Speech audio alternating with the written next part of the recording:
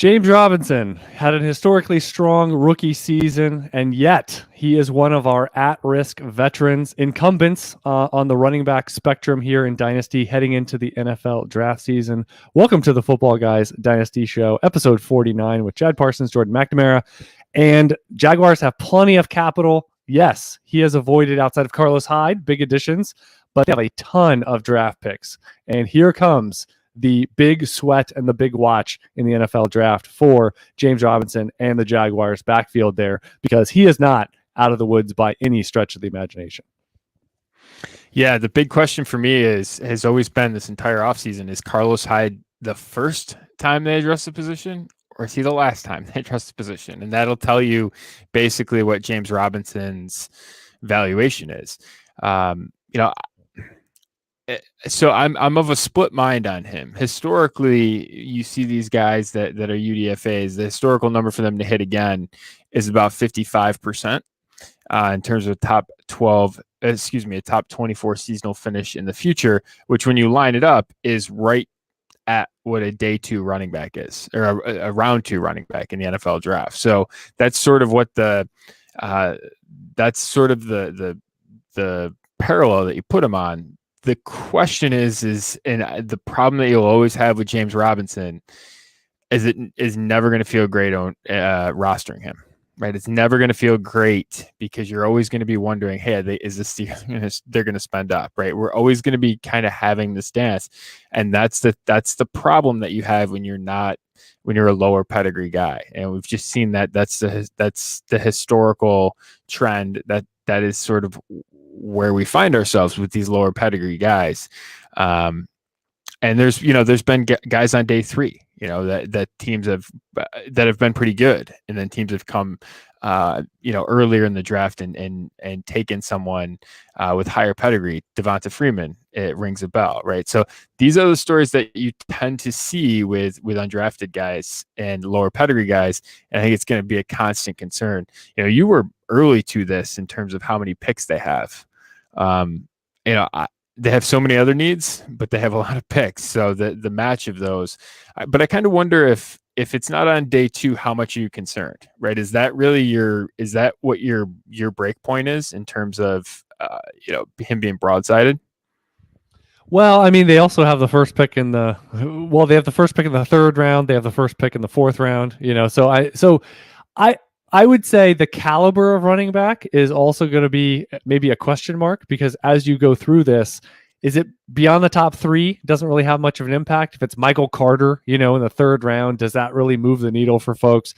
So I think it's going to be varying degrees. But the sheer volume, and they're going to be right in the crosshairs. This is the big thing for me, is that they're going to clear up quarterback, with 101, which is one of their glaring needs.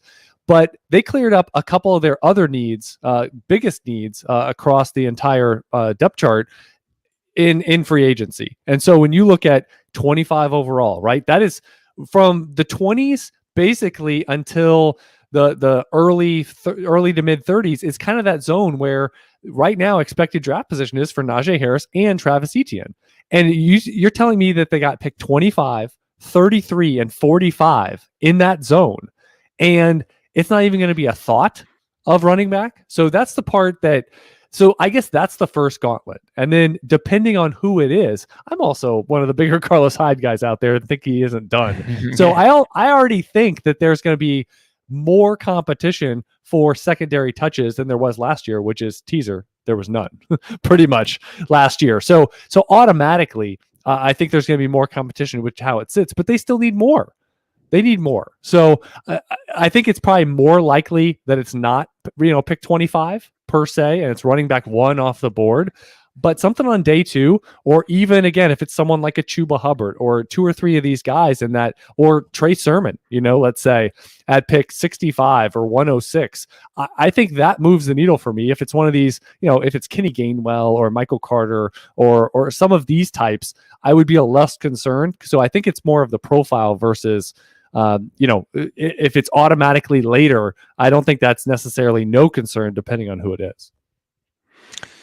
Yeah, interesting. I learned a little bit about your Chuba Hubbard take there. I wasn't sure what your position on him was, but because I was going to have the exact opposite. I was going to say that's actually good for James Robinson. So we'll have to maybe a future a future discussion There point we will be on go. Chuba Hubbard. Yeah, So but Robinson is priced at a point, that running back like 15 to 20. We've said before, it kind of falls off, in terms of predictability and what do we expect for the next 1 to 2 years when you go beyond running back 18, 20 kind of zone. So he's kind of priced at, I would say, a reasonable floor ceiling combo. So I'm not going to say that the market is wrong on him or anything like that, because I think there is some risk priced in already of pause of like, we don't know how long this is going to last. But I think your point is the big one. If you have Robinson, that look over your shoulder concern situationally, or when will they address the situation, doesn't really ever go away. And I don't think if they don't splash it this offseason and he kind of goes into the year and maybe he's not quite as good as last year, but he's still the starter, we're going to be doing the same dance next offseason. yeah, I think that's definitely true. Another one I would look at. Go ahead. Was I gonna? Well, no, I was going to say. So who do you think are the highest risk veterans? Like the depth charts, that they're not as big of a name as James Robinson, at least the ones for me. But who do you think are the top, 3-4 running backs coming off the board? They're more likely to go to these glaring openings than not. I mean, Atlanta. All along, I've said Atlanta seems like a landing spot for a free agent, although they didn't have cap spot, and so it ends up being Mike Davis. They again, is that the first time they addressed the position or last time? And it would seem like, they have a lot of needs. Mike Davis is sufficient. The question is do they go back there? Good thing about Mike Davis is he's plenty cheap enough that you don't.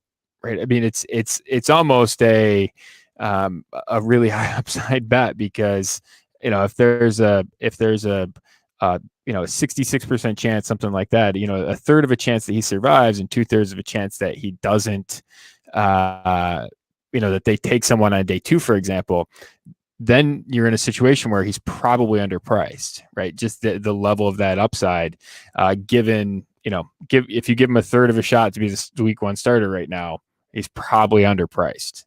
Well, a day 2 guy, I just want to say one thing on that. If they draft a day 2 running back that sort of looks prototypical and has a lot of the buzz of one of the top 2-3 guys of the class, that I still think there's a reasonable chance the opening month of the season we see more touches for Mike Davis than the rookie. A lot of times it's not this whole like it's your job, just go run with it rookie. So I just would have pause. I would hate for people to think that means Mike Davis is now like, oh, it's FFPC and Mike Davis is a cut, or something like that. Like he's still worst case. And we said this, I think, weeks ago with AJ Dillon, right? Worst case is he's one of the better backups that could inherit a full job if one thing occurs out there in the NFL. So with Mike Davis, I feel like he would be one that would become a better value, but he hasn't really become like a really hard sell in terms of the price has really escalated since signing with Atlanta either. So he's one that people weren't, in the zone of producing with Carolina last year,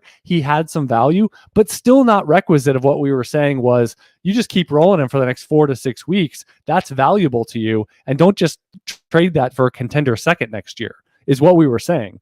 And now he's just, I don't know. He feels Rodney Dangerfield. Like he never gets the respect and he never will. And now he's old enough, and yet he might still be the starter for half the year, a quarter of the year, all the year this year. And no one's really going to ever truly pay a first or have him valued in that aspect. But yet last year and combined with some cross section of this year, kind of worth it.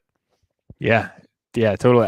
If you're sitting here, there were situations where I had Mike Davis last year. We had you and I together had a lot of Mike Davis, and I was sitting there and there was a couple of teams where I wasn't contending, and it was like, all right, get a contender third. And I was like, how does that, I go, A, like he's worth more than that. And B, like, what's the worst situation that happens is that he's in the same spot next year. And so we just sort of recycle another human hand grenade situation. Is that what the worst situation is? And that's worth more, that shot is worth more than a third. And that's a floor play, right? That didn't assume that he would be, where we're at right now, which we're talking about, what's the likelihood that he survives the draft and is a week 1 starter, right? That wasn't really He's like the new Todd Gurley, right? Last year, Todd Gurley gets the glorious Atlanta landing spot, not Melvin Gordon, not some of these other veterans that were getting going around the Ferris wheel there. But he gets this spot, and it feels like just like Todd Gurley a year ago had no respect, had no market value for what is a very good offense and very good situation when you put a functional. And Gurley was a lot about touchdowns and volume, and we thought,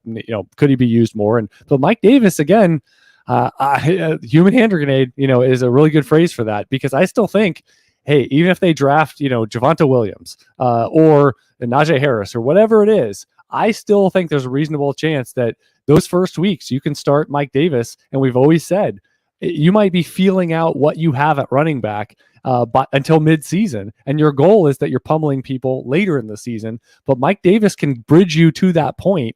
And if the best you can get, like you said, is a third and a marginal player, you got to keep holding, whether it was from last year to this offseason or into this season or just forever. And he might turn into our Latavius Murray type of just you're always kind of in, and the market seems to be below what his intrinsic impact could be or will be.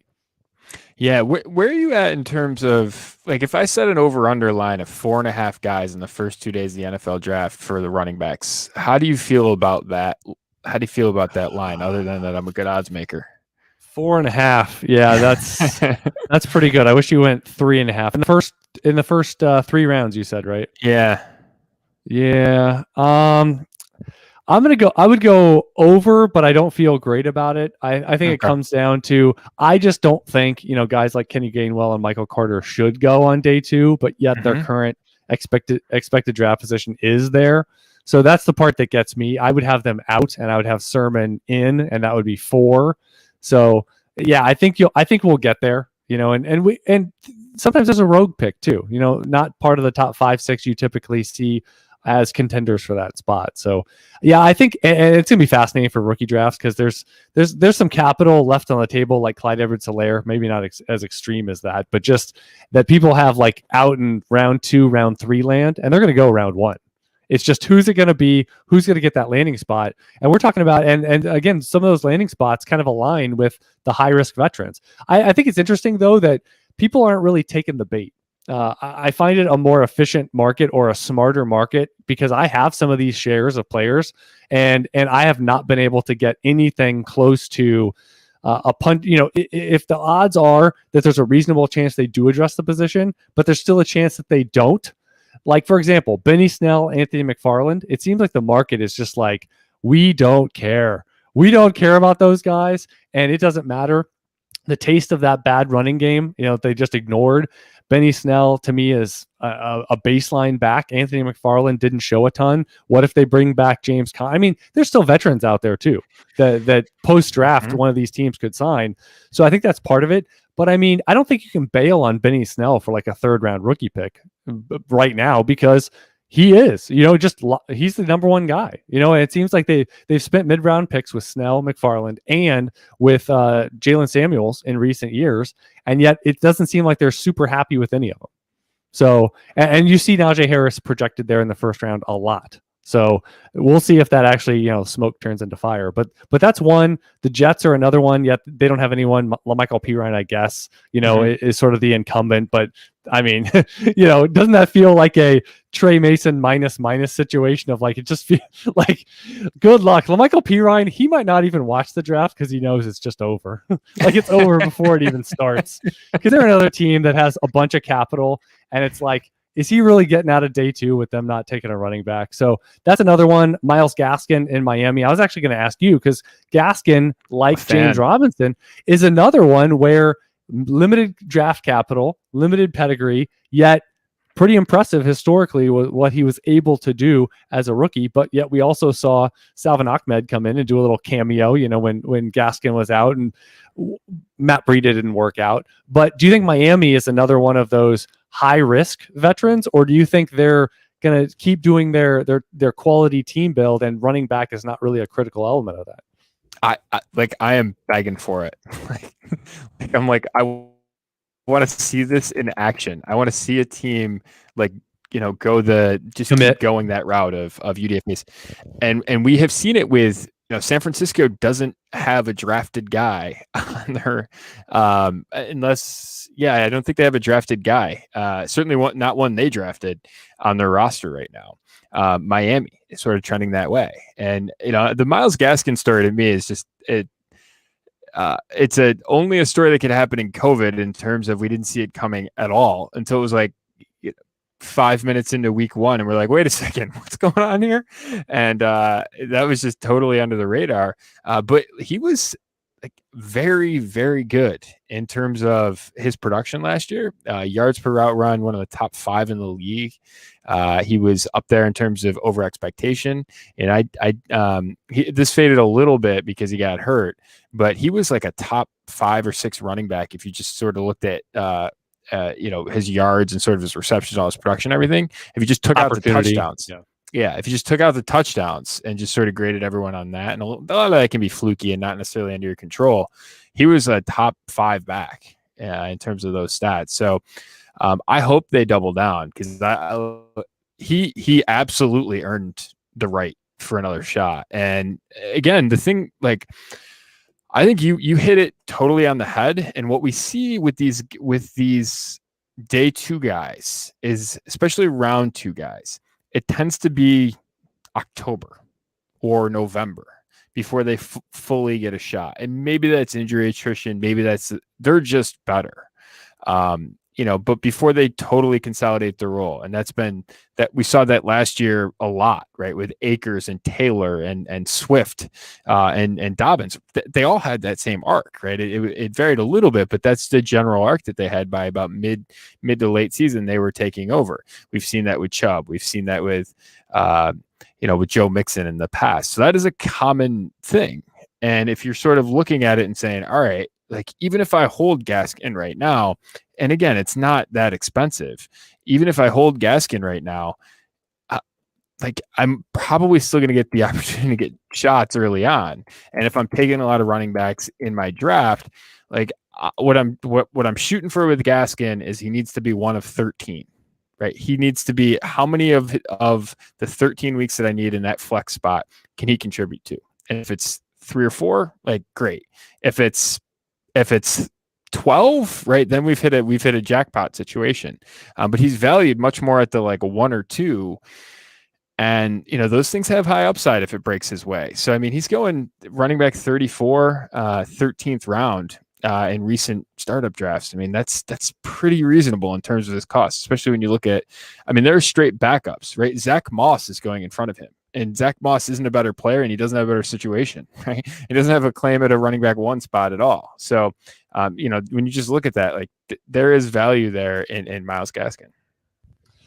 Yeah. And again, going back to the Mike Davis theory, that worst case, they splash the pot, bring in someone very notable, and he is one of the more appealing backups where you say, well, what if something goes awry with the rookie, or even if he gets through the draft and they sign James Conner, whatever perceptionally, is going to shift that situation for him, he's still an injury away. And we see a number of guys get cross sections. Many backfields get a cross section of the season, and like we've already mentioned a couple times, that it could just be starting the year as well, and then you go from there. But the 49ers, you kind of mentioned their lack of pedigree overall, and Raheem Mostert didn't work out with injury. We saw.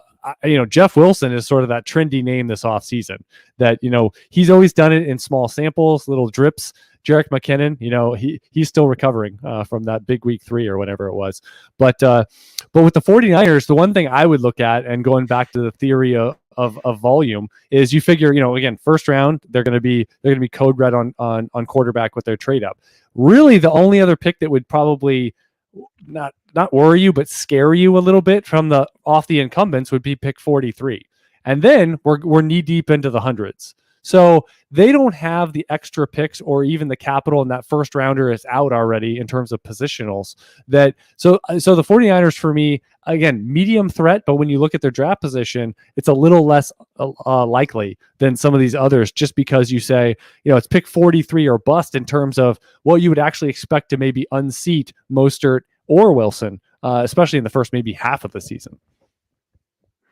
Yeah, high upside there. Again, I don't think we Mostert was the answer when he was healthy last year, and that they showed that repeatedly. Is that still going to hold true? Right, that's the bet that I would make. I think they're both cheap enough and reasonable enough that where I have the shares. Again, I don't think even if they draft a guy on day 2 that they go to 0. Mostert's going running back, 29-30 range there in the 12th round. And then Jeff Wilson's going running back 38 in the 14th on recent startup drafts. So you sort of look at that and you're like that's not that expensive, right? In terms of what could be a running back, a top 12 to 15 running back type opportunity there with that offense. So, I mean, where I have them, there isn't a market to really sell them for what I think that they're worth, which is, potentially league winning upside. Yeah, and this is one thing we talked about. I mean, not to go sidebar, but it was that running backs, we kind of talked about being robust to the position, and then you can be almost inflexible when you get to the off season, because in general, there's a lot of ambiguity where in October, November, they might have relatively liquid, opportunities to flip them or trade them or swap them for other things in season. And yet you get to February and March and you say, they're still in the mix here, to have potentially a number 1 role, but a really fantasy interesting number 2 role. We're talking about already shading of they might be viable in the opening month. They might be, an injury away, worst case. And that's not something you just try to, let me trade 2 of those guys for a third just so I can clear roster spots. Those are what you want the roster spots for. And we've talked about that before. So you were in on Mike Davis, you didn't sell him in season, you rode him through your playoffs, to whatever end point that was. And now you get to the offseason, it's like, people are like, I'll give you a third. You're like, pass. So then you still have him this time of year. Now he signs with Atlanta. Now you're still in, and you're like, well, could I go second to first? And everyone's like, no, thanks. And so they're like, okay, I'll hold. So that's where you get stuck. And stuck isn't a bad word, but yes, you get a little locked in because this is a good way. You have the running backs you want on your bench, those 4, 5, 8 guys, whatever it is, based on your depth of league. You already have those guys that you want, and they're actually holdovers from previous years. And that's a good thing. You're going to have some like, maybe you took a shot on Jerick McKinnon, or maybe you end up shedding Devontae Booker, let's say by week 1, or, you can have these other situations maybe that look different than they looked in October, November, once, you kind of closed up shop making moves for your team. But I think you're still going to have some fall off, but the ones that maintain, it's not a problem. Again, it's just something you need to work out with the rest of your roster and or those mid-round rookie picks of saying, maybe this means I'm going to trade to future capital, maybe consolidate and move up, do something like that because I have these running backs already that I want. Yeah, I'm in total agreement with that. What do you think about, and this is another situation where I kind of look at the picks that could guide this, which is Chase Edmonds. Is he at risk? Because I know we have him. I think we have him in one of our joint leagues, and I just have not found a good market, a requisite market. Because the upside of that situation, and what if Chase Edmonds is the guy and they don't notably add, I'm not, I think there's upside to be had, that they could improve upon the running back 2, 3 on the depth chart. But Edmonds, if he is the week 1 starter, I mean, people aren't giving even a late. We're talking 110, 111, 112 for him in existing leagues. And I'm sorry, if it's Superflex, maybe I'll explore 201, 202, but you can't drift down too far with the upside. And we've seen him play and spot start a little bit to say that there's something here. Yeah, he's going in the range of, he's going between pick 14 and 15 in startup drafts. So, that you're having a hard time doing that isn't surprising. The question that I have with all these guys is, right, I think if you own or if you roster, 2 or 3 of these guys, and like reasonably, I think you and I could have multiple of these on a individual team. I think if you have this situation where you have 3 of these guys or 4 of these guys, you kind of feel really good about it because there's only so many threats, right? There's only so many threats. The odds are that someone's going to get through. Edmonds, of these guys, has been the most expensive. He is running back. His median in the last 10 drafts is 25.5, and those are in the past like 2 or 3 weeks here. So, I mean, that's 9th round. I mean, that's on the upper end of guys that aren't locked into multi-year deals. So the market is the most aggressive on him, which, given his track record, seems a little, seems interesting because he hasn't had the ability to really stay healthy. Like, they can't. I shouldn't say can't. It would be very surprising if they don't address the position in a meaningful way this year, right? This is the one that I say at the cost, right? Like, this is one, right, that you say, I mean, that's a top, 120 pick, where you're like, man, that is a lot of danger. But again, what's your cash out? If you're going to cash out for early second, I mean, I don't know.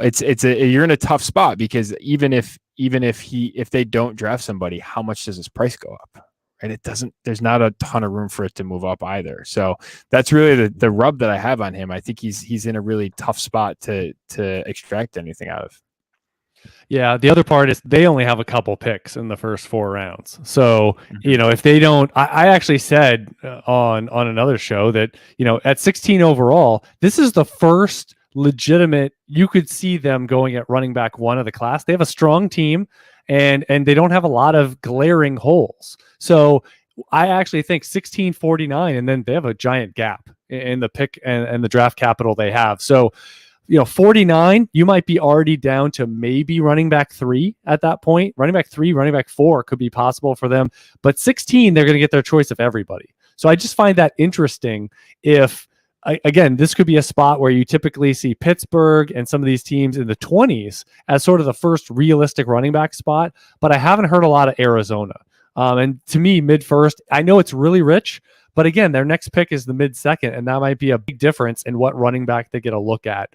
So that's just one thing I would say. Obviously, there's less bullets, for them to fire in terms of draft capital to actually address the position here to take out. But yeah, again, a tweener-sized guy, like you said, hasn't really been. He's been around for a while, hasn't seen a lot of unencumbered, you're the guy starts. And for this point and day 3 capital, there's a lot of signs here to say that you should have a lot of pause that they would recycle and end up adding to this depth chart in a legitimate way with more capital, more size, more pedigree as Edmonds gets through his rookie contract as well. So, yeah, and I would ask about your Buffalo Bills, one of the other teams here. 2 round 3 picks on their depth chart. They don't seem overly happy with either guy, just based on what we've seen. And it's Josh Allen today, Josh Allen tomorrow, Josh Allen forever in terms of this offense. So I would ask 2 questions. Number 1, does running back matter in the offense? And number 2 would be, so if it does matter, are they a sneaky team where, yes, they've invested, but maybe they haven't invested wisely, as Indiana Jones and The Last Crusade would say, that they want to find their guy? Are they a team with not very many holes that you could see addressing the position in a meaningful way with maybe one of their first couple picks? It's been mocked, but the question that I have is, I think your entire existence, if you hear the Buffalo Bills right now, is how do we go to Arrowhead and beat Patrick Mahomes in January? Right? That is your entire existence. That is what you define your life as in terms of the decisions that you make. What does Najee Harris do for that? Does he stop Patrick Mahomes? Does he put Patrick Mahomes on his back? I mean, maybe he puts him on the sideline a little bit. I don't know. For me, as a Bills fan, that is your entire strategy. That is how you spend your time, is figuring out that question. I don't see how running back factors into it. I did take a look at grinding the mocks while you were talking. 4th most common landing spot there is 4th most commonly mocked thing over the past couple months has been running back, DN, cornerback, outside linebacker. right? So those things that I was discussing are the top three. Najee Harris is actually the most mocked player. So that's interesting in terms of he's there's no consensus at the other positions. Right. He is the most mocked player. So it is an interesting disconnect there. And ETN is number 2. So it's all over the board at all the other positions. Well, they're in the hot zone, right? I mean, those last 5, 6, 7 picks of the first round is where you see expected draft position for ETN, for Harris. And again, there's a few different landing spots there. I also, when you were talking about beating Patrick Mahomes, I was also thinking back to the Super Bowl, where if you were watching as a Bills fan, where you say what Tampa did, and they were just an absolute game wrecker with their, and they had the perfect storm with the injuries on the offensive line for Kansas City, but that they harassed Mahomes so much, and yet Mahomes still, on a number of occasions, put the ball right on the money. And it could have been a very different game, if some of those plays had gone a different direction. I mean, does that kind of humble you and say, man, like even doing what they did with their all-star defensive line, and it was really small margins, like it was still a matter of inches. And like you're saying, to actually, your whole focus being you have to take out Mahomes. I mean, that's as a franchise, that's what you have to do. And I mean, I look at them right now, and I mean, he's great. I think they're gettable in terms of, right, they're going through some changes in their offensive line. We're starting to see, hey, the huge quarterback contracts, like we're starting to see some of the implications of that. They're going to depend on, they're depending on Kyle Long, who's coming out of retirement, right? You sort of have some things, I don't know, to me, if given the choice at equal cost between a pass rusher and a running back, you're crazy to take the running back. That's just my take on it, especially when you have Singletary. I mean, I don't know, as in a position where quote doesn't matter. I think it matters more than people say. I think that's kind of a misguided misnomer or whatever. That to me is a mistake. And I would definitely go defense, but it's interesting to see the disconnect between grinding the mocks. Yeah. I would mention, let's see, a couple, one other one here, which is Austin Eckler with the Chargers, that, they paid him, but when we saw what they did with running back 2 between Justin Jackson, and he missed some time, Joshua Kelly, who had 1 or 2 decent games, and then it seemed like they wanted to move every other direction but Joshua Kelly. We got to see Kalen Ballage, Troy Maine Pope. I think this running back 2 job, I'm not going to say it can't be one of the incumbents, but I don't think you can have any faith that it's going to be one of the incumbents. So that's going to be another one where if you get someone that's an upgrade over everything they had, then that could actually impact Austin Eckler, who already has some pause in the marketplace. So I like Eckler as a hold. I'm not running away from him. I'm not going to say I'm throwing first-round picks to acquire him, but I think the Chargers are also a sneaky spot to say we are not happy, even though historically speaking, I would say Dynasty, it's not a good idea to give up on, say, Joshua Kelly. And in shallow leagues, he might end up on the waiver wire. But again, if they end up aggressively drafting the position, I think that tells you something. But if they don't, to me, the play is Joshua Kelly here in terms of giving him another chance, another mulligan, where he could have just had some rookie growing pains in that mid-season zone where it seemed like he couldn't get much going. And they're like, let's go 3 other different directions than Joshua Kelly.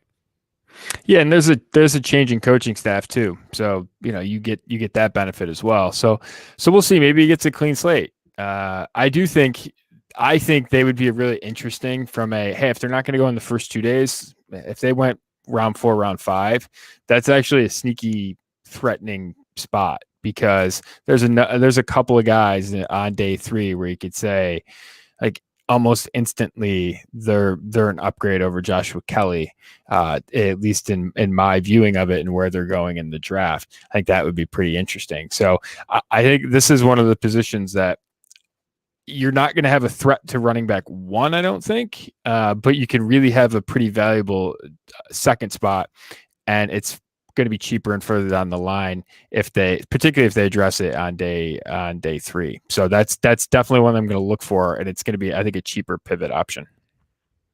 This is Chad Parsons, Jordan McNamara, episode 49, Footballguys Dynasty show. And if you're listening to this show, you're a serious fantasy player, especially on the Dynasty lens. But consistently winning at fantasy football is challenging. It takes a lot of time, and you need that Footballguys premium subscription. What does it do? It gives you the edge Also, it saves you time because every single minute that you save, you have a finite amount of time every single week.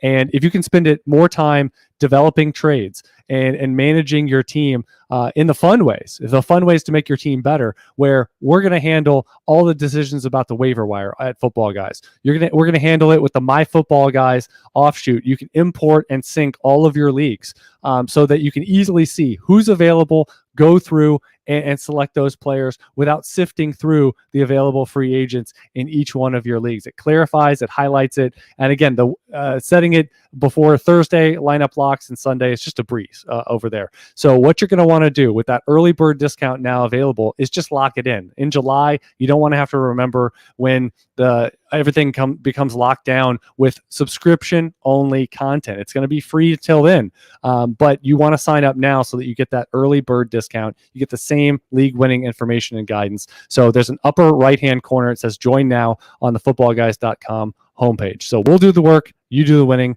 Don't worry about it. So let's get to some dynasty trades, Jordan, and let's rip through some that I think are pretty impactful here. JuJu Smith-Schuster is one that the market has just gravitated away from JuJu Smith-Schuster, kind of like Odell Beckham. You know, it's like, what did you do early in your career? Doesn't matter to us. It's what have you done for us lately? This is in a one quarterback format. We've got JuJu Smith-Schuster in 110, moving up to 105. One note is that they do have a ton of wide receiver depth. They're hoping to secure a top 3 running back, Pitts or Chase, designated with that pick. I think the potentially the running back 3 is an interesting vantage point there for 105. But what do you think about moving up from 10 to 5? Well, if their goal is one of the top 3 running backs, Chase or Pitts, they've accomplished it by getting to 5. Man, it does seem like JuJu is, I could go any direction. The profile is really good historically, the early breakout and all that stuff. The problem that I have is there's a lot of declining efficiency. There's a lot of, of when you sort of break it down from a per target, from a per route and all that stuff, it's been dwindling since early on in his career. You could say, hey, that's Roethlisberger. And when you sort of look at the other guys who are inefficient around the league, a lot of Steelers on that. Or you could say, hey, he's miscast as in the role that he's in. He's actually a really good Robin to a dominant Batman because he sort of gets all the space that he can't create on his own. He's a glorified slot receiver, all of these things. I can sort of see all aspects of it. This feels like selling low to me. That's my thought. I sort of get the concern about JuJu, the fact that he gets it's quizzical to go back to Kansas City if you had a multi-year deal, or go back to Pittsburgh if you had a multi-year deal with Kansas City. That seems like bad process to me. But so we don't know if that's entirely true. I think skeptical of that. That's actually true. But the fact that he didn't draw he didn't draw any multi-year contract offers. I mean, that has to tell us something. But I think I would take JuJu and the pick right now. Yeah, I would just want to get higher. I would want to get higher than 5, or come from farther back. Could I come from 202, 203? In a 1 QB, and move up to 5 or 4. Sort of that. And I don't know if the market bears that, unfortunately. But yeah, JuJu Smith-Schuster, let's see. He's going to get back to free agency next year. He's still going to be really young. And the one thing that you're kind of locking in is probably the upside formula is probably not there this year. So you're sitting on a guy that's probably going to be on the perimeter. And again, they had a ton of wide receiver depth. JuJu may not even be a starter for them. So I get that part of it, but I still think you're kind of overselling the impact you're probably going to get from that pick until JuJu's a free agent again. So that would be the other thing. And optimizing, you're also forgetting distraction picks. So to assume that you're not going to get a player you really like at 10, we still don't have the machinations of draft landing spots to distract people with the shiny objects and the stripes and the solids and all of this conflicting and creating the Technicolor Dream Coat here later this month. All right, we got another one quarterback trade. We got Tyreek Hill, the cheetah, traded for Joshua Jacobs and 107. Is that Superflex? No. Are you similar to me in that late first round that those picks are there's a pretty big chasm after like 5 or 6? Yeah. Are you sort of with me on that? As it stands, yeah. As it stands now, yes. That I think if you aren't, depending on what happens, obviously it looks far better in Superflex. But yeah, I feel like when you get to, I'm seeing here, yeah, so 4. Yeah. Yeah. I mean, once you get beyond, yeah, especially 4, 5, 6. So that really doesn't move the needle to me as much as it could some years or in Superflex. Yeah. So. Yeah. It's funny because I've been saying for a while that I think Pitts is going to be he'll be the most expensive tight end we've ever seen in a rookie draft. And do you really want to do that? And it's almost like you look at this class and you're like, well, what's my other option at 105? 105, whatever, wherever that ends up being. We'll see where some of these other guys land. But I think at 5, like what's the other solution unless there's some other thing? So that's an interesting thing. Man, I'd take Tyreek Hill. That'd be my take on this one. Yeah, firmly mid prime with Patrick Mahomes. Mm-hmm. That I think that's pretty bankable. Even though we both agree Josh Jacobs' profile is pretty bankable. But yeah, I mean, take Tyreek Hill, and kind of enjoy the juices dripping down your chin, from that really ripe Mackinac peach. All right, we've got a 12-team super flex.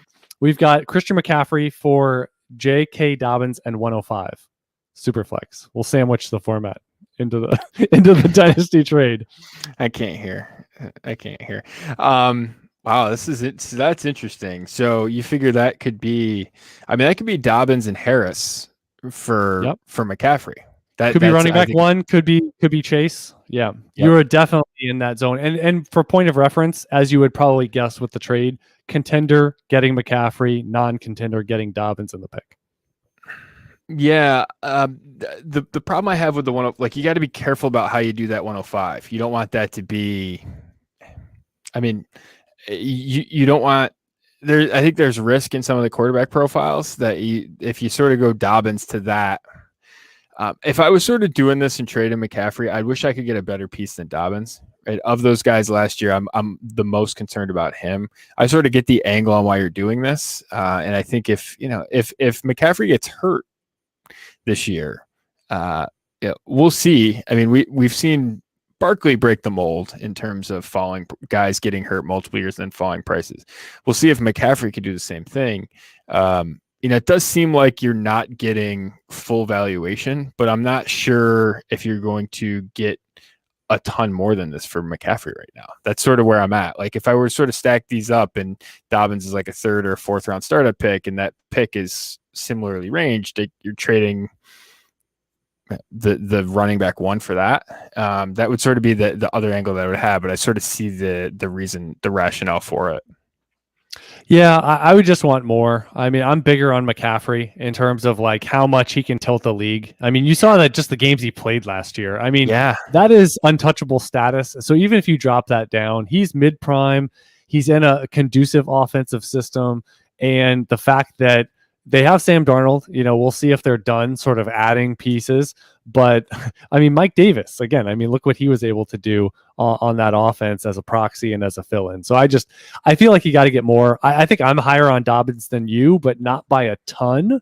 And 105 is valuable, but it's not like it's 102. So I think you got to get better in terms of the top piece, or you got to get more. Like, where's the 22 first?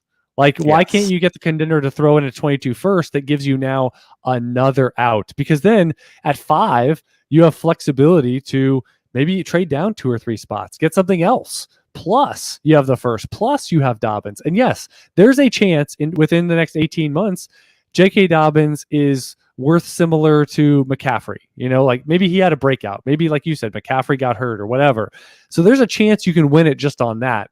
But I would want more than 105 as my only out in trading McCaffrey, who I think of all the non-quarter, like just basically of skill positions, McCaffrey's the guy that can absolutely just pummel people. It's like starting 2 guys. I don't think it's out of sight, out of mind. I know it's been a while since he actually played more than 2 or 3 games in a row, but man, you got to have a little longer memory than that, in my opinion. Yeah. All right. What do you think about this is one quarterback, One quarterback. we've got one sign like in Forrest Gump. It's like run, Forrest, run. we've got 111, 207, and JuJu Smith for Darren Waller and Ryan Fitzpatrick. So is Darren Waller enough of a mover? Would you be addressing tight end to get an auto start player like this for that price this early? I think it's a difference making tight end. Let's not drop the ball on the Ryan Fitzpatrick angle of this either. Any excuse to talk about Ryan Fitzpatrick, I'll take it. I think Waller has as good an argument for tight end too as George Kittle does. So, that's the realm in which you put him in. And, if this is, you're basically looking at 111 and 207, you're looking at a couple of picks that are in the 80s, 90s range of startups, and you're getting tight end 2 for that. I don't really think that JuJu Smith. I mean, JuJu Smith hasn't had a 500 yard receiving year in his career yet. So I mean, I don't. And now he's going to be in a tandem with a quarterback that can't throw. So I don't think that's particularly high upside in this class. Right? In prior classes, I probably wouldn't do this deal. In this class, I don't have a problem taking Waller. Yeah, I mean, 11, you're probably talking about one of the suboptimal round 1 wide receivers, or you're talking about maybe one of your preferences on day 2 guys. Definitely probably suboptimal if you're pressing the board on running back, at 111, if just taking a guess. Yeah, I would say, and JuJu Smith, usually in the days after making a big splash signing like a JuJu Smith in free agency, the team is like, all right, we're building around our tight end. We are good to go here. And what did New England do? We go, Hunter Henry, what, you got his number? What's his number? We'd like to get him too. So that honeymoon phase was very short lived for JuJu Smith. I remember I missed the window in one of my FFPC leagues trying to shed JuJu Smith. And then all of a sudden the Hunter Henry signing went through. I was still able to extract some pick upgrade value, but I can't believe I got it done, even though that Hunter Henry had already joined the team there. All right, we've got let's see, we've got one more. DeAndre Swift in a 1 quarterback. We've got DeAndre Swift for Jameis Winston and 101. So would you like to be in the bird dog? Jameis Winston and 101? Yeah. So you want to have your choice of any potential running back landing spot, Jamar Chase if you want him, or would you rather have the bird in the hand with what we saw last year with DeAndre Swift? Give me DeAndre Swift. Okay. Yeah, I agree with that. And yeah, again, you're taking the known, and we don't know if we're going to get a round 1 running back, and we don't know who it's going to be. And DeAndre Swift, I think, is as young or younger than both of them. So you got a lot locked on it, and he looked the part. So you avoid some of that bust potential from him, even though we're both Team Jameis Winston. All right, we've got quotes from the Footballguys Dynasty Forum of the week to finish out here. And this was in reference to that Dobbins trade. But again, this is a singular point here. In my opinion, Dobbins isn't the fantasy player people think he is, but only because he plays for Baltimore. Sooner or rather than later, you're going to get burned by his non-usage. I have concerns about the passing upside. So no doubt about that. Like I have concerns about how that all boils out. I don't think people dump on Gus Edwards. I think that's a mistake. And so ultimately, I mean, if it's a 60-40 split without a lot of passing involvement, that could be a capped ceiling situation where you look at the offense, you're like, hey, run first offense, running quarterback. Hey, this looks pretty good. I see a little bit more danger in Dobbins, and we haven't seen a full season of it, right? We haven't seen the big breakout yet. So to just project that, or just say that's a fait accompli, it is a dangerous value situation. Yeah, and what I like is the Gus Edwards part where you say, well, if Dobbins is value 30, just to put a number on it, and Edwards is value 3, like this is why we love backup running backs, because you're like, if Edwards gets like a month of starts, you crush this comparatively, like Correct. within a 1 season perspective. So that's always, is it a few fumbles? Is it an injury? Like what occurs? And again, Edwards already has his foot in the door. They brought him back. They like him. I think he's super underrated. And you got Mark Ingram, who was an albatross, but he was still a warm body that wouldn't be in the mix this year. So yeah, Edwards is actually one of my favorites right now in terms of like, the possibilities of what could occur. Like you said, Dobbins has not done it for a long duration yet. I would much rather draft someone like Harris or Williams, so that's referencing the rookie running backs, over Fields or Lance in Superflex. I think that you need to be careful on the pedigree of that running back. So if it's a round 2 running back, it's a little bit different. If you get Najee Harris ahead of, if he's a first round guy, for example, and you have Lance or Fields as maybe their top 10 guys, but that's 4 and 5 at the position, which as of right now would sort of be, I think, the betting line favorite that those two go 4 and 5. I get the argument for Harris over those guys. I get the argument for it. You just have to understand the bet. It's just a different bet, right? He's much more likely to hit, where you're taking more of a longer range view with Fields and Lance. You're taking more of a immediate view and probably a shorter term view with Harris. But people just accept that these quarterbacks as being long-term hits. History suggests that's not really true. And I think the best way to think about this, and maybe you don't even put players per se on this, is there's 5 guys. And so there's 5 probably top 10 quarterbacks if we include Mac Jones in that, which it sounds kind of like what it is. I think the best way to think about it is one of them is going to be a super max. I think the most likely thing is one of them is going to be a super max guy who signs a huge extension with his team and is like the long-term real deal. 2 of them sign extensions with their team. One of those extensions disappoints. The other one's pretty good. And then you get 2 guys that flame out, right? And so that's kind of what you're dealing with. And I don't know. I think it's closer to random on who is what than the market does. And so ultimately, I mean, I think Harris is a much better bet than any of these guys to produce difference-making fantasy upside, right? And so that would sort of be my angle on it. And the one thing I would say on Fields and Lance is the one advantage they have as a profile is that they are highly mobile. So Correct. so you see Jalen Hurts and sort of the divide between, well, NFL job stability and like, what does this mean? Is he progressing as a passer? All of these things versus, well, fantasy, I just start him because he runs a lot. And Fields and Lance, I think you're going to see guys that run a lot, whether that's the design of the offense or that's just the nature of how they play and how they can win athletically. So their profiles are so good in terms of what we could see from them on the ground.